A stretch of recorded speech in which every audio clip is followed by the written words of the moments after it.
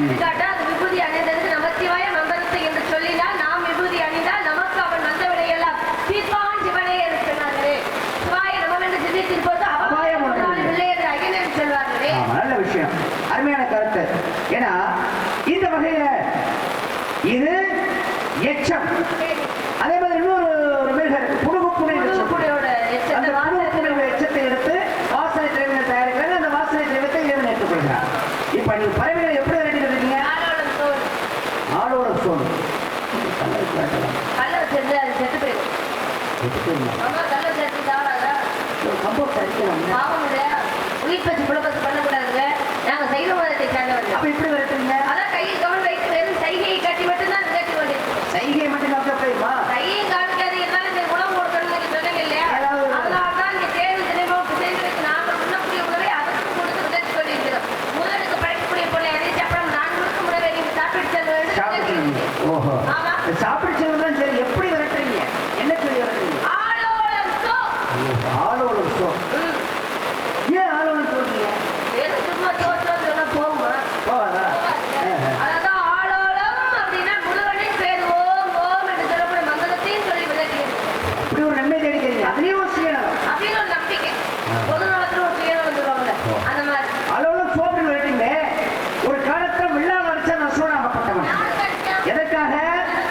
பாசுவத கணையை பெற வேண்டும் அப்படிங்கிறதா சிவனாகப்பட்டவன். பாசுவத கணையை பெறுவதற்காக வில்லால் அடித்தான் அர்ஜுனன் என்று. இந்த பாசுவத கணை எதுக்காக வாங்க போனாரு? போர்க்களத்துல பயன்படுத்த வேண்டும் அப்படிங்க. பயன்படுத்த வேண்டும்னா பயன்படுத்தினா ஏன் பயன்படுத்தல? என்ன காரணம்? நான் கேட்டது எனக்கு முன்னாடியே முடியும். ஆமா, அப்படிதான் கேட்பேன். அப்ப நான் பாசுவத கணை பெறக்கூடாதுன்னு சொன்னேன். அதுல நீ முதல்ல அது மாதிரி நான் விட்டுவேன். அப்படின்னேன். எதுக்கு பயன்படுத்தினீங்க? 18 நாட்கள் போர். இந்த போருக்காக தான் பாசுவத கணையை சிவனிடம் வந்து வாங்கிச் செல்வதற்காக தவம் இருந்து வாங்க வந்தார். அப்பொழுதுதான் துரியோதனை ஏவிவிட்டான் பன்றியாக ஒரு அரக்கனை. பன்றியை அடிப்பதற்கு சிவனை வேடுவனாக வந்தான். அவனும் அடித்தான், இவனும் அம்பாள் தொடுத்தான். என் கணைதான் பாய்தல் என்று இருவருக்கும் மலிவிக்க போர் நடந்தது. சிவன் பார்த்தான், என்னைக்கு இதெல்லாம் நீ போட்டி போடலாமா? உன் ஆணவத்தை கதையை மட்டும்தான் உன் ஆணவத்தை அழிக்கிறேன் என்று காலை பிடித்து புலமுதல் காட்டி சிவன் ஆகப்பட்டவன் அர்ஜுனனை அடித்தார். என்னையே புலமுதல் காட்ட விட்டாய் என்று அர்ஜுனன் ஆகப்பட்டவன் பார்த்து தன் கையில் வைத்திருந்த காஞ்சிரத்தை எடுத்து கொடுத்தான் அந்த வேடுவருக்கு. பிறகுதான் தலையில் ரத்தம் வழிந்து சிவனா காட்சி கொடுத்த பிறகு ஐயா உண்மையா அடித்து விட்டு இந்த கையால் என்ற பரவாயில்ல, என் கணையை வாங்குவதற்கு உன்னுடைய சிறகாட்டமான அந்த போத்தை கூடிய தைரியம் இருக்கான்னு பார்த்தேன். என்னையவே அடிக்கக்கூடிய தைரியம் இருந்ததால் உனக்காக கணையை கையிலிருந்து பாசுபத கணையை கொடுத்தான் சிவன். இந்த கணையை ஒருமுறை பயன்படுத்தி விட்டால் மறுமுறை என்னிடம் வந்து சேரும் என்று நிபந்தனையும் கொடுத்தார். அப்பேற்பட்ட நிபந்தனை தெரியாமல் அர்ஜுனனாகப்பட்ட இந்திரன் அழைக்க இந்திரன் பேச்சுக்கு கேட்டு அங்கே காலக்கேயர்களை கடலுக்கு அப்பால் இருக்கக்கூடிய அவர்கள் கூட்டத்தை அழிப்பதற்காக பாசுபத கணையை பயன்படுத்தினால் கடையாகப்பட்டது மீண்டும் சிவனிடம் சென்றது. போர்க்களத்தை பயன்படுத்த முடியவில்லை, கடையாகப்பட்டது. இதே வில்லால் அடிச்ச காலம் இப்படி ஒரு பிரச்சனை ஏற்படுது. ஆமா, பரம்பால் அடித்தான் அரிமத்தில் பாண்டியனாகப்பட்டவன். பிட்டுக்கு மனசு வைக்கும் பொழுது எப்படி அர்ஜுனா அப்படி சிவனை அடித்தானோ அதை போன்று அங்கே சிவனாகப்பட்டவன் அநேக கட்டவனாம குறுக்கு மறுக்கும் விளையாட்டு காமிச்சு கொண்டான். யாரும் அவன் குறுக்கு மறுக்கும் விளையாட்டு காமிச்சுருக்கானே, வேலையை பார்க்கலாமா அப்படின்னு சொல்லி என்ன பண்ணா, தன்னுடைய கையில் இருந்த பரம்பால் அன்று அரிமத்த பாண்டிய மன்னனாகப்பட்டவன் என்ன பண்ணா, சிவனை அங்கு அடித்தான். அதனால என்னாச்சு? வெள்ளம் வந்து விட்டது வைகையில. சரி, ஏன் வைகையில முதல்ல வெள்ளம் வந்துடும்? அதையே சிவனே வந்து அடைக்க வேண்டும் காட்சியை தரணும். அதையே அறிவத்திர பாண்டியனால அடி பெறணும். இறைவன் ஏதாவது காரணம் இல்லாம செய்வானா? என்ன காரணம் அப்படின்னா, மாணிக்கவாசகப்பட்டவர் குதிரை வாங்குவதற்காக பாண்டிய மன்னனுக்காக குதிரை வாங்க செல்கின்றார். அப்படி வாங்க செல்லும் பொழுது ஒரு குதிரை வாங்க வந்தவனா அழகான ஒரு கோவிலை கட்டினார். திருப்பெருந்துறை என்று சொல்லக்கூடிய ஆவுடையார் கோவில். அந்த கோவிலை கட்டிட்டா மன்னனாக அது போனே குதிரை எங்கடான்னு கேட்டான். அந்த குதிரை அந்த குதிரை என்னாச்சு, கடைசியில பரி என்று சொல்லக்கூடிய குதிரைக்கு இன்னொரு பேர் பரி இருக்கு. அந்த பரி என்னாச்சு, நரியாக மாறி தட்டு தட்டி ஓட ஆரம்பிச்சு. அதற்கு பேர் இன்றைக்கும் அந்த எல்லாத்தையும் கேட்கிறார். அந்த நரியாக மாறும்போது அது எங்க அப்படின்னு கேட்கும் பொழுது ஒரு பெண்ணாக அனுப்பிவிட்டார். அந்த மூதாட்டிக்காக, ஏன்னா ஒவ்வொருத்தரும் வந்து வெள்ளம் வருது, அந்த வெள்ளத்தை அடைக்கணும். ஒவ்வொரு வீட்டுல இருந்தும் இந்த நதியெல்லாம் மாறி இப்படி சென்று விட்டதே, பரிவாகத்தானே காசெல்லாம் அனுப்பி வச்சேன். பொய்யாக என்னை ஏமாத்திட்டு அப்படின்னு சிறையில் அடைத்த மாணிக்கவாசல் சொன்னவர். சிறையில் அடைத்த பிறகுதான் நதி வந்தது, கனிகள் எல்லாம் வந்தது. பரவாயில்ல விட்டுருங்க, மாறி போனதால இவனை போய் சுட்டு மணல்ல வையாத்துல கட்டி போடுவார் அப்படின்னு ஒரு தண்டனை கொடுத்தார். அப்பொழுதுதான் சக்தி சொல்றது, ஆகையா உனக்காகத்தானே ஆலயம் எழுப்பினார் ஆவுடைய அலுவலர் மாணிக்க வாசகராகப்பட்டவர். அப்பேற்பட்ட பக்தன் இப்படி சுடு மணலில் வையாற்றி கிடக்கிறானே, உனக்கு மனசாட்சி இலக்கமே கிடையாதா அப்படின்னு சக்தி கேட்டாராம். அப்பொழுதுதான் சிவன் சொன்னார், அவனுக்காக இந்த வெள்ளம் வந்து கரைபுரல் ஓடட்டும் என்று சுடு மணலில் இந்த மாணிக்க வாசல் பிறந்ததற்காக வைகையில் வெள்ளம் வர வைத்தார். அதான் காரணம். வைகையில் வெள்ளம் வந்தது. கடைசியில அந்த கிழவிக்காக பிட்டுக்கு மனுஷன் வந்தால் என்று சொல்லக்கூடிய கிழவிக்காக இங்க பிட்டுக்கு வந்து எனக்காக வேலை செய்ய வந்தாயப்பா என்று அந்த ஒரு பிட்டை கொடுத்தார். அதுக்காக என்ன பண்ணாங்க, வேலையை செய்யாம போல அங்க சாப்பிட்டு தலைக்கு அந்த கட்டை வச்சுட்டு அடுத்தார். அப்படி சைலத்துல இருந்தார். இப்படி விளையாட்டு வேடிக்கையுமா இருந்த காரணத்தினால அவன் கோவப்பட்டு அடிச்சான். அதனால என்னாச்சு, அடி உலகத்தில் உள்ள அனைத்து ஜீவன் எல்லா ஜீவனுக்குமே அடி விழுந்தது. அப்படி அடி விழுந்த காரணத்துல என்ன, அந்த அடி அரசர் அடித்த காரணத்தினாலே அரசரடி என்று மதுரை அமதி அரசரடி. என்ன அடி? அரசரடி என்ற ஒரு இல்லைங்க, நான் ஒரு நாள் ஜாலியெல்லாம் பேச மாட்டேன். அவங்க நம்பிட்டேன். ஆமா, இது உங்களுக்கு பேச தெரியாது. எங்கேயோ கேட்ட வார்த்தை மாதிரி தெரியுது. எங்கேயோ கேட்டு போய் நான் தான் சொல்லி நம்பிக்கைன்றது ஒரு விஷயம். அப்படியா? ஆமா இருக்கட்டுங்க. இருந்தாலும் அந்த தன்மையோட அரசர் அடித்தனால் அரசரடி என்று பேருது. ஆமா, அதெல்லாம் காட்டிலும் இன்னொருத்தர் அடிச்சார். வில்லால் அடித்தாரு, அவரெல்லாம் அவங்க பிரபால் அடித்தாரு. சரி, ஒருவன் மட்டும்தான் சொல்லால் அடித்து காட்டினார். சொல்லால் அடித்து காட்டு. ஆமா, அவர் யாரு, நக்கீரனாகப்பட்டவர். நக்கீரன் திறப்பினும் குற்றம் குற்றமே அப்படின்னு சொல்லால் அடிச்சார். அதனால்தான் எரித்து சாம்பலாக்கினார். எரித்த உடனே தமிழில் விளையாடுவதற்காக வந்து தமிழ் வாழ வேண்டும் என்று தமிழுக்கு அவர் நக்கீரனை மீண்டும் உயிர் பெற்றுக் கொடுத்தார். திருமூலத்தில் கூட ஏற்றுவதற்கான ஒரு காரணங்கள் ஏற்பட்டுச்சு. இப்ப நக்கீரனுக்கு உயிர் பெற்றுக் கொடுத்தார் சிவன். சரி, நக்கீரன் சிவனை பற்றி தானே பாடணும். ஏன் திருமுகாற்று படைப்பை பாடினார் முருகப்பன் வந்தது? என்ன காரணம் அப்படின்னா, அன்று சிவனை மட்டுமே நான் வணங்குவேன், வேற யாரையும் வணங்க மாட்டேன் அப்படின்ற ஒரு கர்வத்தில் இருந்தான். யாரு? நக்கீரன். அவன் பிள்ளை முருகனை வணங்க மாட்டேன் அப்படின்னு. அந்த நேரத்துல ஒரு பூதமாகப்பட்டது கட்சிமிகை அடிச்சக்கூடிய, அந்த கட்சிமிகை அடிச்சக்கூடிய பூதம் சிவ பூசை செய்தவங்க அந்த சிவ பூசை செய்யாம கவனம் பண்ணி இருந்தாங்கன்னு வச்சுக்கோங்களேன். அது என்ன பண்ணும், அந்த பூசை நடத்தக்கூடிய முருகனை கவர்ந்து போய் ஒரு குகையை அடைச்சு வச்சிருச்சு. இப்படி 999 பேரை கொண்டு போய் அடைச்சு வச்சிருச்சு. என்ன அடைச்சு வச்சிருச்சு? பூதம். அப்படி அடைத்து வைத்த பிறகு இந்த நக்கீரனாகப்பட்டவர், நான் வந்து முருகனை வந்து சொல்ல மாட்டேன், சிவனை மட்டுமே நினைச்சுக்கிட்டு இருப்பேன் அப்படின்னு சொல்லி நினைச்சுக்கிட்டு இருந்தார். இதுல இந்த பூதம் என்ன பண்ணுச்சு அப்படின்னா, ஒரு இலையை பறிச்சு போட்டு இவர் வந்து சிவபூசை செய்துட்டு இருக்காரு. அந்த இலையை அந்த தண்ணிக்குள்ள குளத்தங்கரையில பறிச்சு போட்டு அந்த இலையை படுறது ஒண்ணு வந்து மீனாகவும் தண்ணிக்குள்ள, ஒண்ணு பறவையாகவும் மாறிடுச்சு தரையில. இந்த பறவை தரையில இருக்குது, இங்க வெளியில இருக்குது, மீன் தண்ணிக்குள்ள இருக்குது. சிந்தனா இப்படி ஒரு பறவை அப்படின்னு சொல்லி இவர் என்ன பண்ணாரு, சிவபூசை செஞ்சவர் அதை மறந்துட்டார். சிவபூஜை நிந்தனை செய்யாமல் மறந்து விட்டு அதை அதை பார்த்து ரசிக்க ஆரம்பிச்சார். இதனால என்னாச்சு, இந்த பூதம் இதுதான் தக்க தர்ணம் அப்படின்னு சொல்லி நக்கீரனை கொண்டுட்டு போனப்படி அங்க பார்த்தா 999 முனிவர்கள் இங்க இருக்காங்க.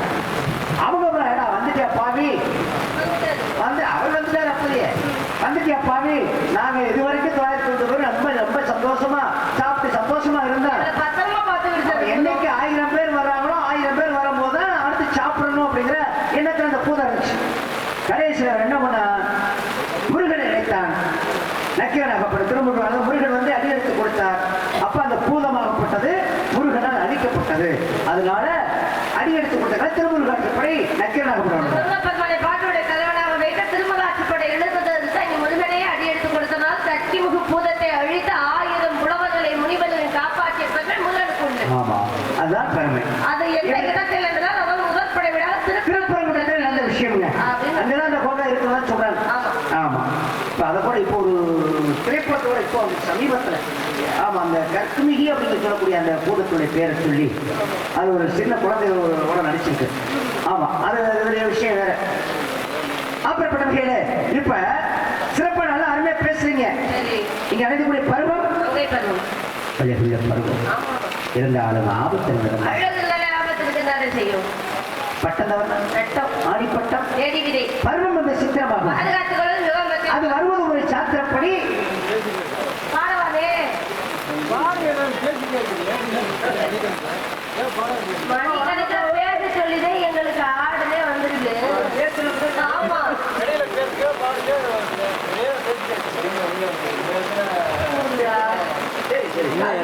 சாத்திரம் வந்து நான் கல்லறி வளர்த்தேன். என்ன பண்றது? தர்க்கம் தான் எங்களுக்கு வேணும். சரியான சொன்னாங்க. அதனால பிரபுநாதர் ஆட்டத்தோட குறைச்சிக்கங்கன்னு சொல்லி தான் பேசினாரு. இதையும் லைவ்ல போடாத ஏன்டா கட் பண்ணி போட்டு வந்தாரு. அதுவும் லைவா ஓடிக்கிட்டு இருக்கு. எப்பா பக்கத்துல வாங்கப்பா பாட்டு பாட.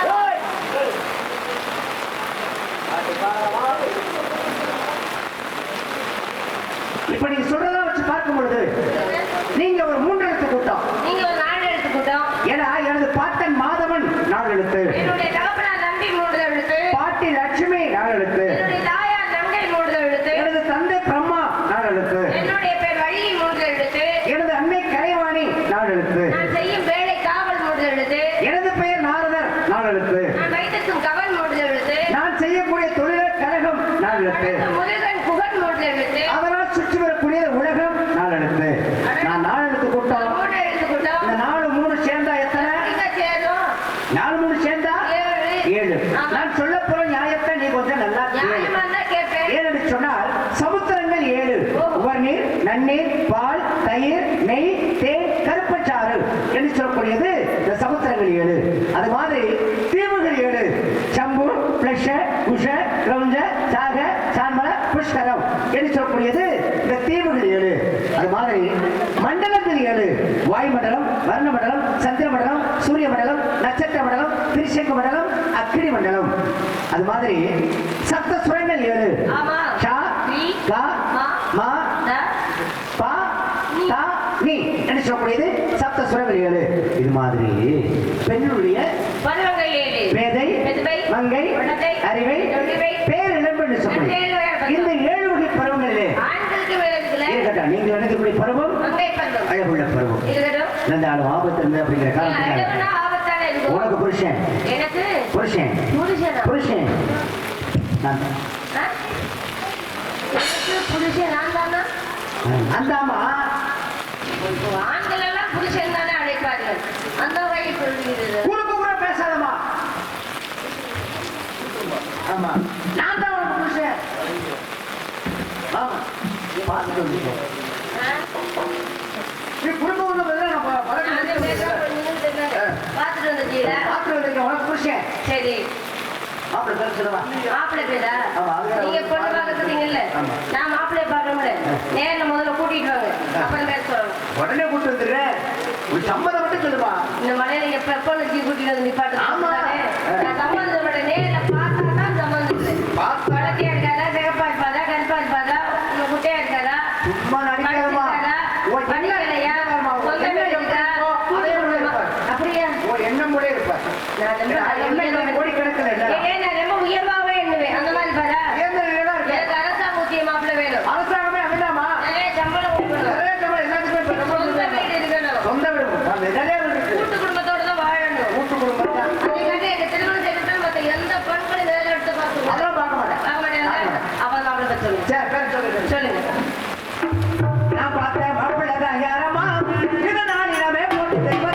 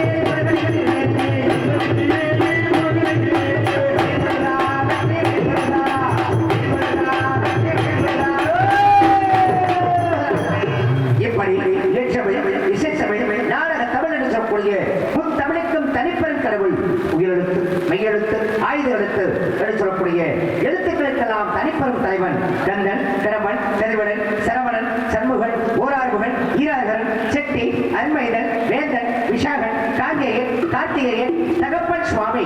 அவரிடம் ஒரு முகத்தை காமி. அன்னை சிவகாமி உனக்கு மாமி. அந்த கந்தசாமி கரம் பிடித்தாள். மகிழும் அம்மா. இந்த அம்மா பற்றி பூமி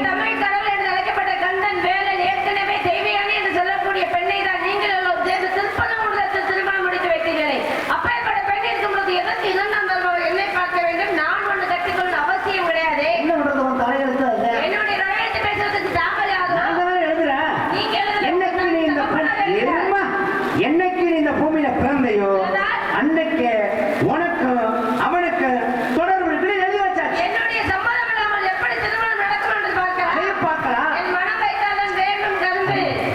இஷ்டமா? இஷ்டம் இல்ல. ஏன் இல்ல? எனக்கு பிடிக்கல. அதனால நஷ்டம் ஒண்ணு வரப்போறதில்லை. எனக்கு தேவையில்லை. ஆமா, பிடிச்சா கட்டிக்க, இல்ல வெட்டிக்க. ரொம்ப சந்தோஷம். வேணாம் போங்க. கட்டிக்க முடியாது. ஏன் என்ன காரணம்? அவள் அறிவில்லையா, அழகில்லையா, அந்த என்ன குறைய கட்ட? அறிவு நிறைய இருக்கு. அழகுனா அவனுக்கு மட்டும்தான் அந்த பேரு. அந்தஸ்து மிகப்பெரிய குடும்பம் தான், குறையொன்றும் இல்லை. ஆனா ஏற்கனவே திருமணமான ஒரு மன சஞ்சலம். நான் போனா முதல் தரமாக தான் போவேன். எப்படி நினைச்சிருந்தேன் தெரியுமா? எப்படி நினைச்சிருக்க? அந்த பூமியில் அவதரித்த பொழுது இந்த குன்றில் இருக்கும் இடமெல்லாம் குமரன் இருப்பார். கலியுக தெய்வமே கண்ணன் தான். அந்த கலியுகத்தின் தெய்வத்தை இப்படி எல்லாம் நான் கணக்க முடியுமா? அவன் எங்கேயோ இருக்கான், நான் எங்கேயோ. சரிக்கு முடிச்சு நான் வர சொல்றேன்.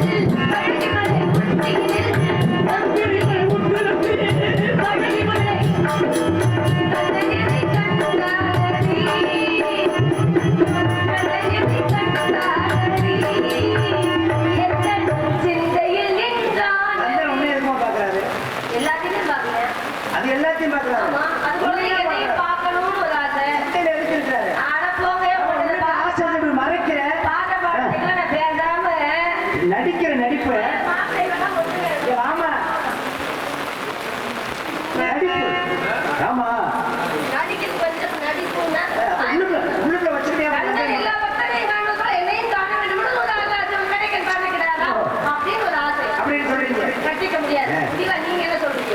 ஆனா உனக்கு ரொம்ப ஆணவம் தலைக்கேறிச்சு. ஆணவத்தை போக்கணும், உன் புருஷன் முருக வரணும் அப்படிங்கிற காரணத்துக்காக அல்லப்பகையிலும் இந்த அவஸ்தையை நீ உடைத்து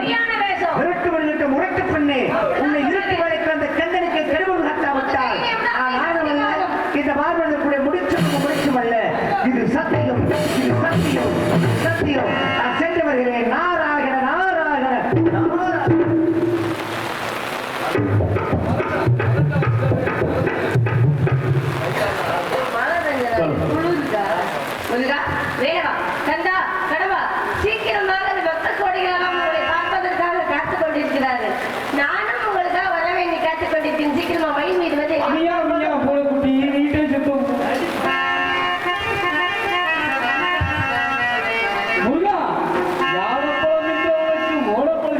ஆசையா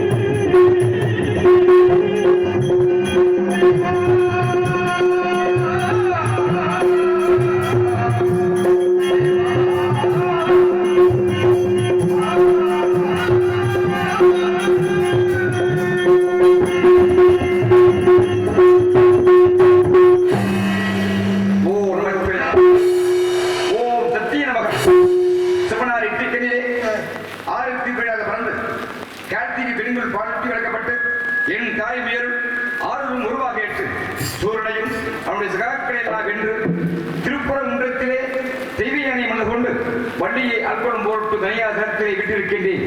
யானைகளின் பின்னே மணி ஓசைகள் கொண்டே இது போல வருகிறார் நாரதர். இருந்தாலும் இவருடைய தந்தை வணங்கி